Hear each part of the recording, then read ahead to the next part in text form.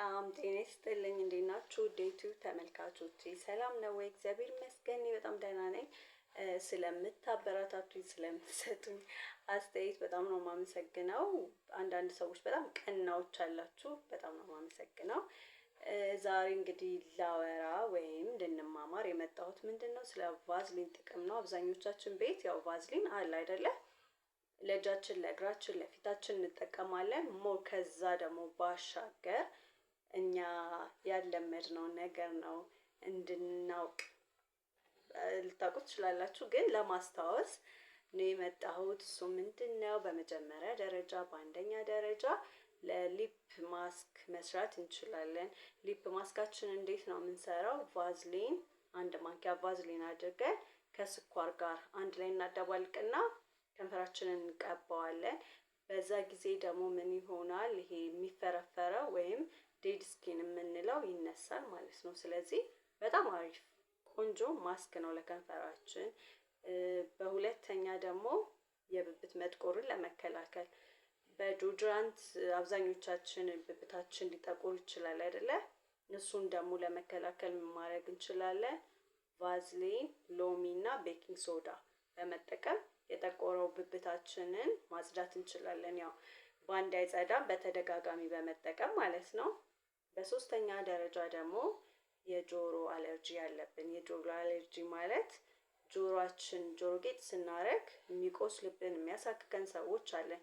በዛ ጊዜ እኛ ማድረግ ያለብን ቫዝሊን መቀባት። መጀመሪያ ቫዝሊን ተቀብተን ጆሮአችንን የምትገባለች አይደለ? እሷንም መቀባት ብረቷን ማለት ነው።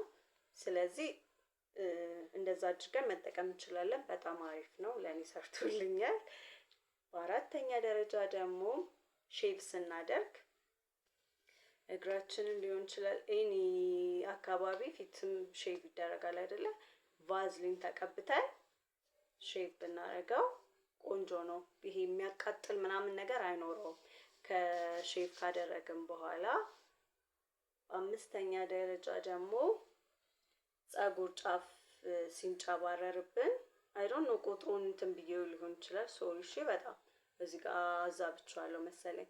የፀጉር ጫፋችን እንዲህ ሲቆም ተሰርተን ጫፉን መቀባት ጥሩ ነው አይደለ? ያው እንትን ቆንጆ ስትሬት እንዲሆንልን ያደርግልናል። ጭንቅላታችንን ባናስነካው ሞር የተሻለ ነው። ጭቃ ቅባትም ስንቀባት ቆዳችንን ማስነካት የለብንም አይደለ? እዛው ቀዳዳውን እንዳይደፍንብን ተጠፍጥፎ እዛው ፎርፎር እንዳይሆንብን ማለት ነው። ስለዚህ ጫፏን እቺ የፀጉሯን ዘለላ ስታይል ለማድረግ ቆንጆ ነው። ቁጥሩ ተዛባብኝ፣ በጣም ይቅርታ እሺ። ለደረቀ እጅና ጥፍርም ቆንጆ ነው አይደለ? አብዛኞቻችን እንጠቀማለን። ቤት ውስጥ ስራ የምንሰራ እናቶች፣ እህቶች፣ ብዙ ጊዜ ከውሃ ጋር ኮኔክሽን ያለን ሰዎች እጃችንን ቫዝሊን ከሰራን በኋላ እጃችንን ቫዝሊን ብንጠቀም፣ በመጀመሪያ ደረጃ ብንችል ጓንት እንጠቀም። እኔ ጓንት እጠቀማለሁኝ፣ እቃም ለማጠብ ቤትም ለማጽዳት እጠቀማለሁኝ። ያው እጄ እንዳይበላሽ ማለት ነው። ጓንት እንጠቀም። ግን ከዛም ባለፈ ቫዝሊን መጠቀም ከጨረስን በኋላ ታጥበን ቫዝሊን ብንቀባ እጃችንንም እግራችንንም ቆንጆ ሞይስቸራይዘር ስለሆነ ማለት ነው። ፕላስ ደግሞ እንትንም ሊሆን ይችላል፣ ስክራፕም ሊሆን ይችላል። ከቡና ጋር ደባልቀን ለእግራችንም ይሆናል ለእጃችንም ይሆናል።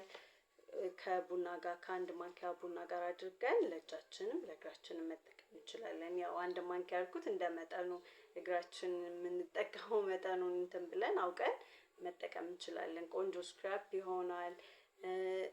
አንድ ደግሞ የተሸወድኩበት ሌላ ምንድነው? ሊፕስቲክ ሲደርቅብን ወይም ደግሞ በቃ አልቋል ብለን ስናስብ እንጥላለን አይደለ?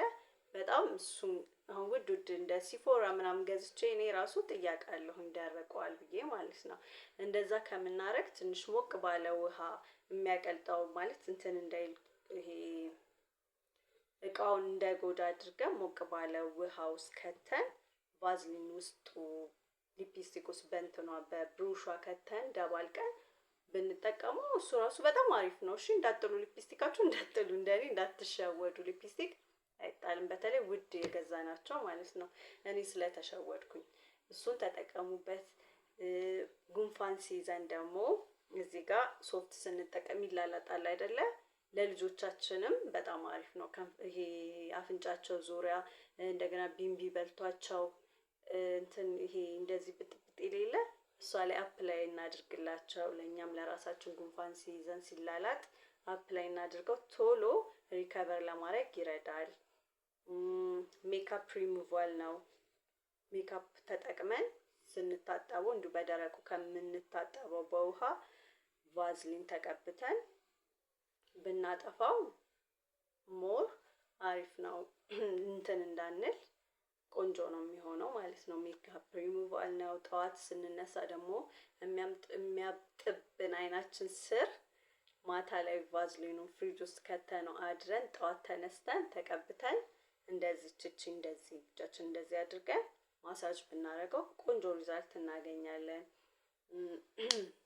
እና ደግሞ ሌላ ሌዘር ጫማና ሌዘር ቦርሳ ያለን ሰዎች ያረጀብን ሰዎች እሱን ብንቀባው ጫማችንንም ቦርሳችንንም ቀብተን ብንጠርገው በጣም ቆንጆ ነው የሚሆነው። እሱንም ሞክሬያለሁ፣ በጣም ቆንጆ ነው።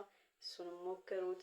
ጥፍር አላድግ ላላችሁ፣ ለሚሰነጣጠቅ ለሚሰባበር ጥፍር ደግሞ ቫዝሊን፣ ካስተር ኦይል እና ቫይታሚን ኢ ተጠቅማችሁ አንድ ላይ ሚክስ አድርጋችሁ እሱንም አፕላይ አድርጉት። ጥፍራችን ቆንጆ ይሆንልናል፣ ጠንካራ ይሆናል። እንደዚህ በቃ የሆነ የተስማማው ጥፍር እንዲመስል ያደርግልናል።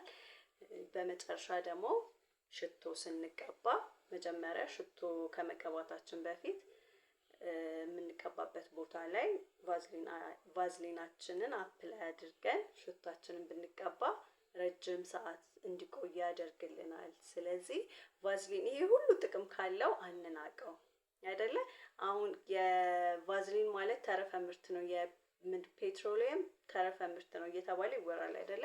ነገር ግን እናቶቻችን አያቶቻችን በጣም ረጅም ዓመት ተጠቅመውበታል። ስለዚህ አንናቀው፣ እንጠቀምበት፣ ለፊታችን ለእግራችን። ብቻ ግን ፀሐይ ላይ አንውጣ አይደል?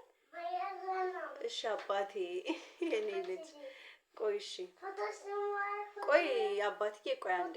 አይደለም ፎቶ አይደለም።